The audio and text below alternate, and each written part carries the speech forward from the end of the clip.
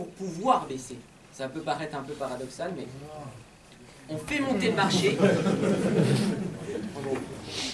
On fait monter le marché. Comment vous pouviez, le jour de l'élection, avant les référendums, imaginer que Trump serait élu? Parce que les marchés étaient trop hauts.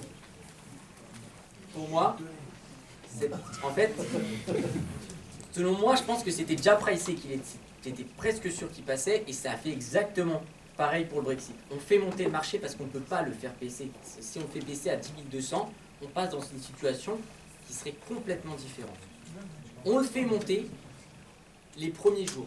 On le fait monter tout doucement comme ça. Et après, le jour de l'élection, pour montrer un petit peu une réaction à cette annonce, on le fait baisser. Mais au final, tout ça, c'est du vent. On s'en fout complètement d'un point de vue. Oui. Simplement, qui c'est on? Les investisseurs, en général. Vous ne pensez pas que c'était plutôt le contraire?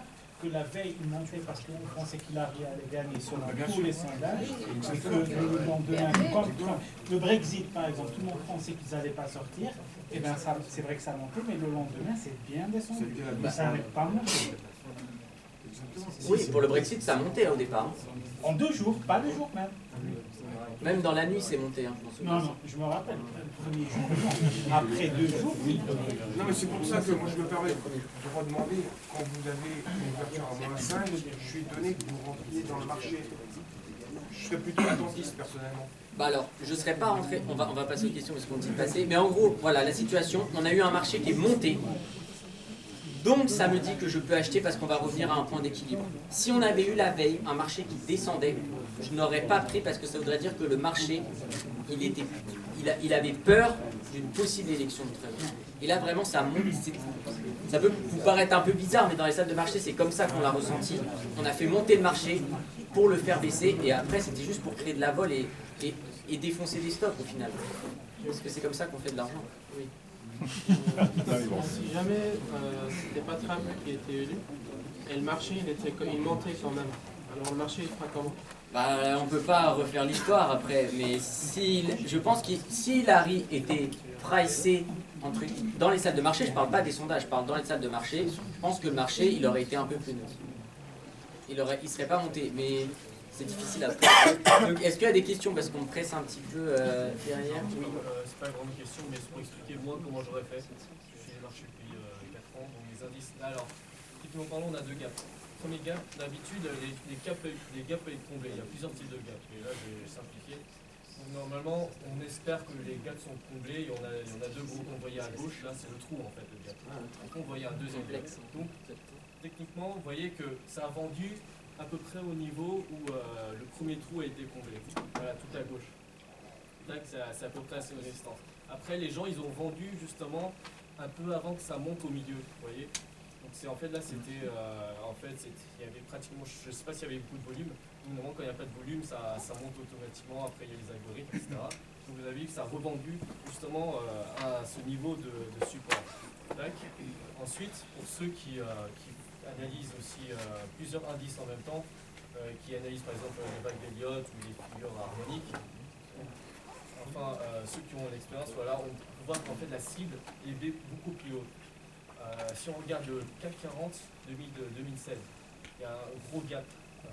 Et en statistiquement parlant, au bout de, je sais pas, 168 jours ou un peu plus, ce gap est comblé. Donc, théoriquement, tôt ou tard, le gap du CAC 40, qui est environ à 4670, doit être comblé. Là, on est à 4500. Donc, on pense que ça va encore monter un peu. Voilà, et après, ça avec l'expérience et tout, beaucoup d'observations, on sait que ça doit monter. Mais que le gap soit comblé. D'accord, oui, mais là, on n'est pas obligé de faire l'échéance, mais sur le très court terme, comme très ça, court terme, on met sur pas le premier jour la de l'élection, c'est très facile de prendre des risques inouïs comme ça. C'est pour ça qu'on diminue la position. C'est ça. On diminue la position. Voilà, c'est du pari au final, sinon tout le monde serait super riche. On va prendre une dernière option. Alors juste pour répondre à monsieur, alors quand je disais qu'après le Brexit, le marché était monté, il était monté en termes de bougies, après c'est sûr qu'on se prenait une grosse baisse en termes de pourcent, je suis d'accord avec vous, mais voilà, pardon, mais on pense la même chose. Voilà. Dernière question peut-être. Comment prenez-vous le VDAX alors dans ces trades que vous avez fait à l'élection comment utilisez-vous le VDAX que vous avez démontré tout à l'heure dans les trades dont vous venez de parler? Alors là, c'est difficile parce que pour du très court terme, pour le coup, c'est difficile. Ça sert pratiquement à rien. C'est plus pour des stratégies de long terme, parce qu'il va cesser de bouger. Et puis si on le met, si vous mettez dans la formule un jour, donc 1 sur 252, ça va pas donner grand-chose en fait. C'est pas un indicateur qui va être pertinent. Et après, pour vos 30 contrats vendeurs tout dernièrement, ouais. Vous n'utilisez pas le VDAX là non plus? Si, un petit peu. C'est pour ça que je me dis qu'il n'y a pas trop de potentiel à la baisse. Déjà parce qu'on monte, et parce qu'en plus la volatilité elle est à 25, là c'est pas non plus énorme. Il faudrait que la volatilité soit peut-être un petit peu plus basse pour pouvoir augmenter. Parce que c'est comme si, il faut voir la volatilité comme un marché. Si on veut acheter, on va essayer d'acheter plutôt un marché qui est bas. C'est une règle très générale bien sûr qu'un marché qui monte, il faut l'acheter aussi même s'il est haut. La volatilité c'est la même chose. Quand elle est basse, quand elle devient trop basse, il y a de grandes chances qu'il y ait des petits cracks sur le marché. Parce qu'il y a comme un support en fait. Vous pouvez regarder ça. C'est en bougie, hein, le VDAX ou le VIX par exemple. Vous pouvez le trouver facilement. On va applaudir Benjamin.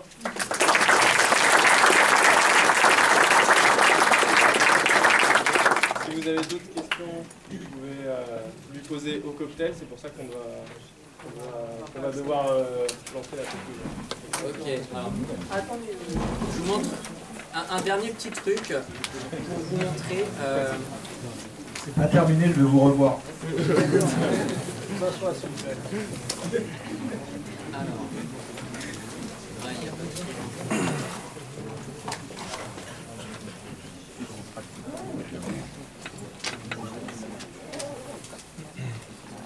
Alors, là, je vous ai pris un petit track record. Donc, c'était un compte où il y avait 50 000 que j'ai géré en début d'année. Puis après le Brexit, le client était content et du coup, il a pris ses gains. Et puis, on se reverra en 2017.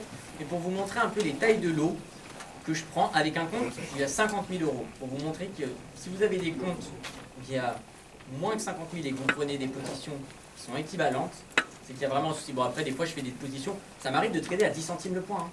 Si je ne sens pas le truc, je vais être dans le marché, je ne vais pas prendre de risque. Il n'y a pas de honte. Le principal, c'est de faire un maximum de trades gagnants avec un risque contrôlé et qu'à la fin, vous voyez, on est positif. Et si vous regardez mon drawdown, donc, il est bien inférieur au gain. Vous voyez? Et en termes de pourcentage de trades gagnants, bon, ça c'est pas vraiment intéressant. C'est pas parce qu'on a 90% qu'on est bon. Hein. C'est le drawdown qu'on va regarder. Vous voyez, j'ai jamais dépassé 5%. Bon, après, c'est difficile, je reconnais, de placer ces stops. Moi, j'ai un algorithme que vous pouvez trouver, il est payant, qui a été développé par une société française qui s'appelle l'autopilote furtif. Ça permet de placer automatiquement les stops. Ça, vous n'avez pas à vous prendre la tête, je le place, c'est automatique, c'est arbitraire. Et franchement, ça marche bien. Sur tout ce que j'ai vu, tous les clients à qui j'ai conseillé qui avaient du mal à mettre des stops, c'est vraiment, ça marche bien. Si vous regardez la taille des lots, vous voyez, j'en mets pas 50 000. Hein. Vous voyez, bon après, je me chauffe un peu plus, j'en mets plutôt 10 sur la fin. Mais j'ai jamais dépassé 10 lots. On ne voit pas de 20 lots. Donc vraiment, on n'a pas besoin de faire le cow-boy. Ok ?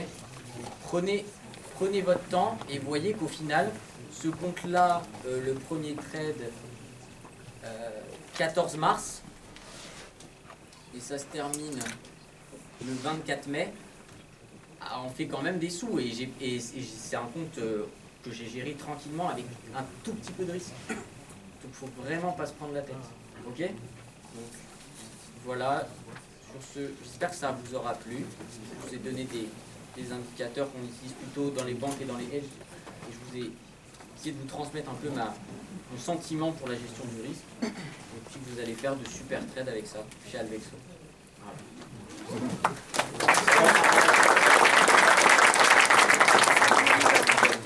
Une dernière fois avec Julien. Merci. Alors pour ceux qui ne me connaissent pas, donc voilà, encore une fois, déjà, on n'est pas obligé d'être d'accord avec tout le monde.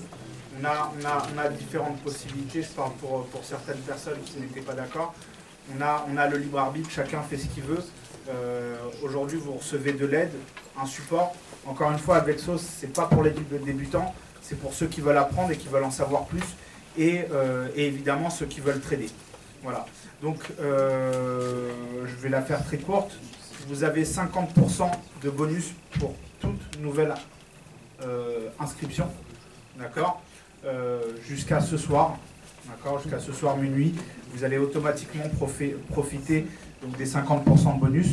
Je vous conseille de nous envoyer un mail donc juste à votre inscription pour nous donner, pour nous proposer vos horaires et pour qu'on puisse bien vous mettre quelqu'un qui travaille pendant ces heures-là et qui surtout il sera très disponible pour vous. Plus d'une demi-heure, 1 heure ou 2 heures par semaine, on s'en fout. Le plus important, c'est que vous ne fassiez pas n'importe quoi et vous contrôliez vos risques et vos gains aussi. D'accord ? Je vous attends pour ceux qui veulent s'inscrire immédiatement. Je vous souhaite un bon appétit et j'ai été très heureux de vous recevoir. Voilà. C'est jusqu'à combien? C'est jusqu'à quel montant? C'est jusqu'à quel montant? Ouais, le bonus. Celui qui veut mettre 2 millions, c'est accepté aussi. Si on met 2 millions, on a 3 millions. On a un bonus de 50%. Ah ouais, c'est génial.